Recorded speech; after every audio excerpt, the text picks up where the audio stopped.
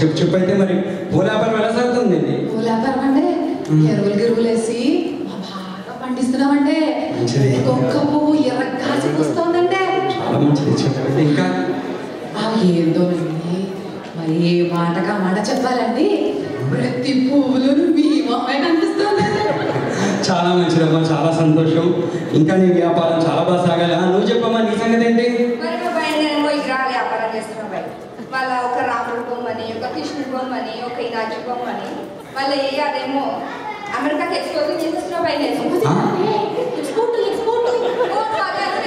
అదే బయట దగ్గర అంటున్నాడు ఆ ఎక్స్పోర్టింగ్ చేసేస్తున్నా బయ అమెరికాకి. ఏం మాట బయట. కానీ నేను ప్రతిసారి విగ్రహం చూసినప్పుడల్లా అందులో నువ్వే గుర్తొస్తావు బయట, నువ్వే కనిపిస్తావు. చాలా సంతోషం. దేవుళ్ళు నన్ను చూసుకోవడం అంటే ఇంకా అంతకంటే పుణ్యమే ఉంది. ఇంకా నీ వ్యాపారం చాలా బాగా సాగాలమ్మా, చాలా మంచిది మీ ఇద్దరు. ఇంకా ఫైనల్గా నువ్వు చెప్పమ్మా, నీ సంగతి ఏంటి? నీ వ్యాపారం ఏంటి? నాదండి పందుల వ్యాపారం చేస్తున్నానండి. ఒక్కొక్క పందిని బాగా తెగ బలిసేలాగా తినబెట్టానండి.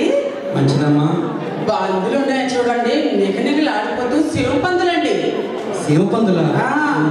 వ్యాపారం తెగ బాగా సాగిపోతుందండి. ఏ మాటగా మాట చెప్పుకోవాలండి, మా ప్రతి